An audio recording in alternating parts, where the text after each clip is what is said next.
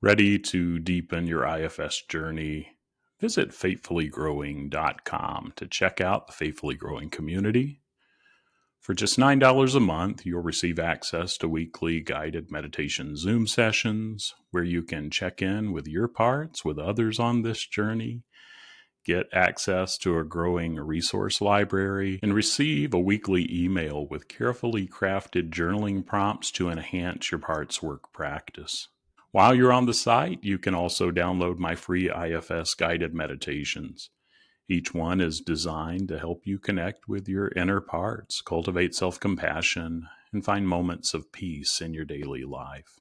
And if you've got questions, you can always reach out to me directly at tim@faithfullygrowing.com. This podcast is more than a collection of meditations and insights. It's a space where we heal and grow together. Whether you're exploring your own path or supporting others, you're an integral part of this community.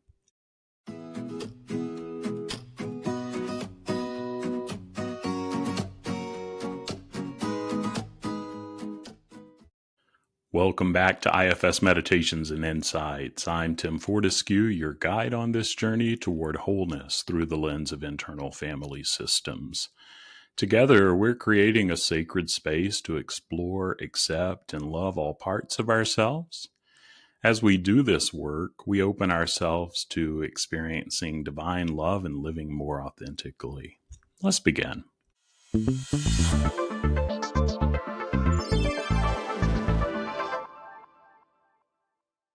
Today, we're diving into a topic that so many of us struggle with: self-love. It's easy to show kindness to others, but how often do we extend that same kindness to ourselves? If you've ever battled self-doubt, criticized yourself harshly, or felt unworthy, you're not alone. And today we're going to get curious about that. I've always found it easy to support and uplift the people around me. If a friend is struggling, I listen.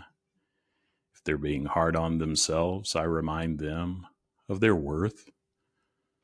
I can see their beauty, their effort, and their goodness so clearly. But when it comes to myself, that's a different story. I catch myself being overly critical, replaying mistakes in my head, and holding myself to standards I would never expect from anyone else. If a friend needed a break, I'd tell them to rest. But when I'm exhausted, I push myself harder, as if I have to earn the right to be kind to myself. When I'm talking to others who may be feeling down, or clients who are feeling down, I realize I'm not practicing what I preach. I tell others things like, "You deserve love even on your hardest days." And sometimes it hits me. Why do I struggle so much to believe this about myself? That realization made me pause. I knew I couldn't continue being my own biggest critic while encouraging others to show themselves kindness. So I decided, and still choose, to be intentional. Some days are better than others, but to be intentional about shifting my self-talk. Instead of immediately criticizing myself, I'm starting to ask, what if I responded to myself the way I would to a friend? Sometimes it's good to even ask this in the case of responding to our partner or our kids too. And it's not easy, especially at first, but over time, it becomes more natural.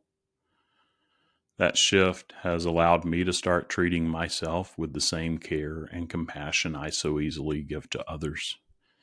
And that's why, too, I'm in my own IFS work and see my own practitioner on an ongoing basis, because we're all growing and learning.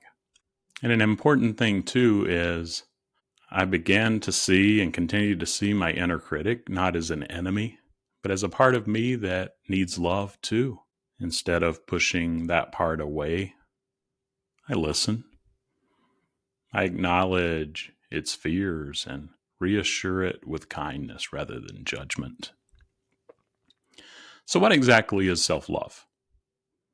Self love isn't about being perfect or always feeling confident. It's about accepting yourself, flaws, mistakes, and all. It's about realizing that you're inherently worthy just as you are. A big part of self love is how we talk to ourselves. We all have an inner critic, maybe many of them, but we also have an inner nurturer, the voice that reminds us we're enough. Which voice do you listen to more? And remember, the inner critic isn't something to silence, it's something to understand. And as we seek to understand, from my experience, that critic softens and we can nurture it with love. Let's talk about 3 ways you can start deepening your self love today. Practice self compassion. When you make a mistake, pause and ask yourself, what would I say to a friend in this situation? Instead of saying, I'm such a failure, try, I'm learning and that's okay. Rewrite your inner narrative. Catch those negative thoughts and challenge them. If you find yourself thinking, I'm not good enough, it may be helpful to reframe it. Say something like, I'm doing my best and I'm worthy as I am. Recognize that your inner critic may be trying to protect you and gently reassure it instead of fighting it. Daily acts of self-love. This could be journaling, taking a mindful walk, setting boundaries, or simply placing your hand on your heart and saying, I love you. And finally, have a conversation with your inner critic. Thank it for its concern, but remind it that you're safe and loved. Let's take a moment right now. Place your hand on your heart. Close your eyes if you can, and if it's safe, take a deep breath.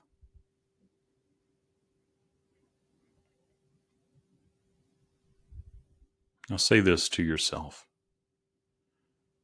I am enough. I am worthy of love, exactly as I am. How does that feel?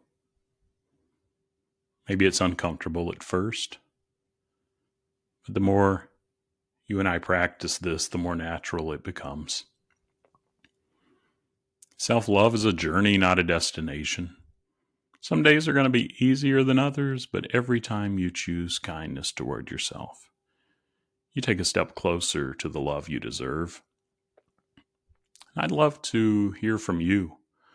What's one way you're practicing self-love this week? Send me a message with your thoughts. And until our next session, be kind to yourself. You deserve it.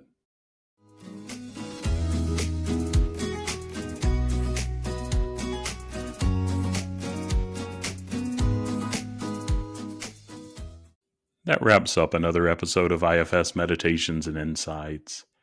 If you found value in today's session, please follow, subscribe, and share with others who might benefit. Your positive review helps more people discover this healing work. For more IFS meditations and resources, visit exploreifs.com. Thank you for being part of this community. Remember to approach yourself and others with compassion. And until our next session, stay curious and embrace all parts of your journey.